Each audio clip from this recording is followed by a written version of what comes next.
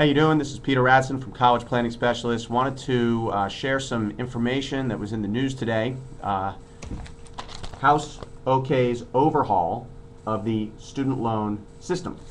Okay, so what they're suggesting here is that there is this giant shift in the student loan system that is apparently going to affect you. And now here's the reality. Yes, there are some changes that were proposed by the House, that was passed by the House, that is now going to the Senate to overhaul or to change, modify, reform the federal-based loan system. Currently, many loans that are awarded to students are subsidized by the government and provided by private banks, and the government subsidizes those loans.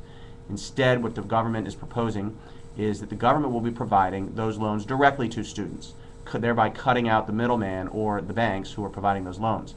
And that is going to save the government some $40 billion.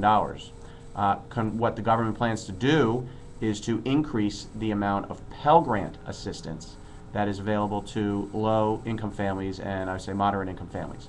Typically, if you earn below $50,000 a year, you could qualify for a Pell Grant. What they've decided to do was, right now, the maximum Pell Grant is $5,350. And what they are proposing is to increase that amount a whopping $200 to $5,550.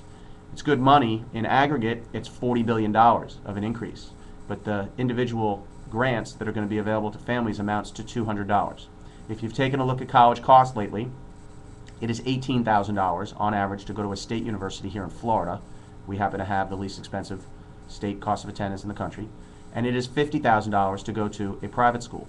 So this Pell Grant increase is not going to make a whole bit of difference. The important thing to understand is that to get access for this money, you need to fill out a financial aid application, both the federal financial aid application or the FAFSA. And if you want access to private school funds, you need to fill out a CSS profile. The profile has no impact on your eligibility for Pell Grant money. So you need to fill out your financial aid application starting in January for parents of 12th graders and those of parents already in college. If you want more information, you can take a look at the links on this page. We're going to keep you up to date on this issue as it goes to the Senate and if there are any changes that are going to occur in this legislation. Thanks a lot.